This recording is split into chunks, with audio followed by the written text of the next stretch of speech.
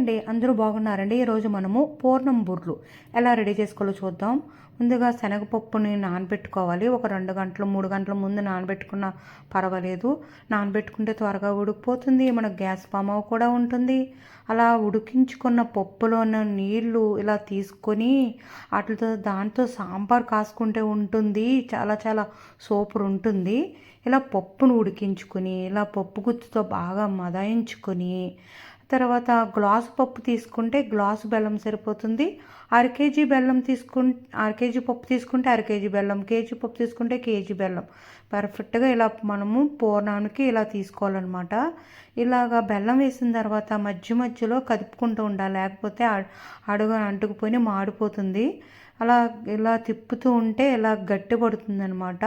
అప్పుడు మనము ఫ్రెష్గా ఆడుకున్న ఆలుకల పొడి వేసుకొని కలుపుకొని ఫైనల్గా దీనిపైన నెయ్యి వేసుకోవాలి. టేస్ట్ సూపర్ ఉంటుంది. ఈ పూర్ణం ఇలా రెడీ చేసుకుని ఉంచుకుంటే దీనితో బూర్లు వేసుకోవచ్చు, పాలముంజలు వేసుకోవచ్చు, బొబ్బట్లు కూడా వేసుకోవచ్చు. మనము బూర్ల కోసము ఇలా పిండి రుబ్బుకోవాలన్నమాట.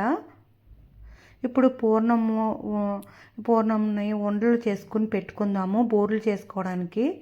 ఇలాగ మొత్తము ఉండలు చేసుకుని పెట్టుకున్న తర్వాత ఇలాగ మనము గ్రైండర్లో ఆడుకున్న పిండి రెడీ అయిపోయింది, తీసుకోవాలి. దీంట్లో కొద్దిగా వరిపిండి కలుపుకోవాలి.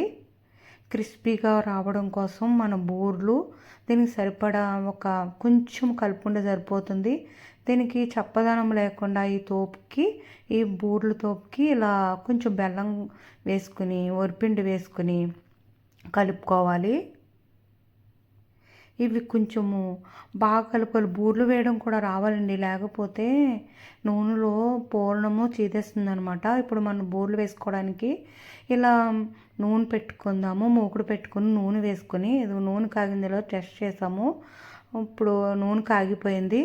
ఇప్పుడు పూర్ణం ఉండి అందులో వేసి మొత్తము కవర్ చేయాలన్నమాట. ఈ పిండితో ఈ మినప్పిండితో బూర్ల పిండితో కవర్ చేసి మనం బూర్లు వేసుకోవాలన్నమాట. లేకపోతే పూర్ణం బయటకు కనిపించిందంటే నూనెలోకి ఆయిల్లోకి బూరి అంతా పూర్ణం అంతా బయటకు వచ్చేస్తుంది. ఇలాగ పూర్ణం అంతా ఇలా బూర్లు పిండితో మినప్పిండితో కవర్ చేసుకుని మనము బూర్లు వేసుకోవాలి. చాలా చాలా చాలా చాలా టేస్ట్గా ఉంటాయి ఈ పూర్ణం బూర్లు. అందరికీ నచ్చుతాయి అనుకుంటున్నానండి. నాకైతే చాలా చాలా ఇష్టము.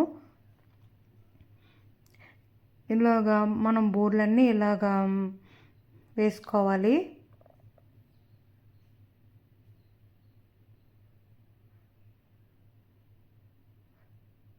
పూర్ణం బూర్లు వేసుకొని ఇటువైపు కదుపుతూ జాగ్రత్తగా వేపుకోవాలి.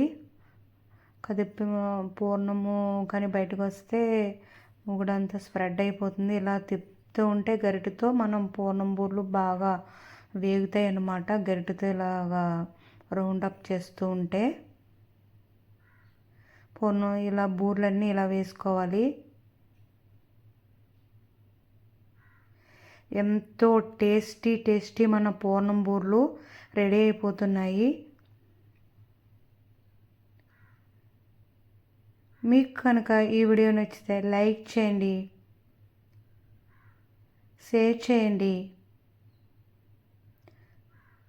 సబ్స్క్రైబ్ చేయండి.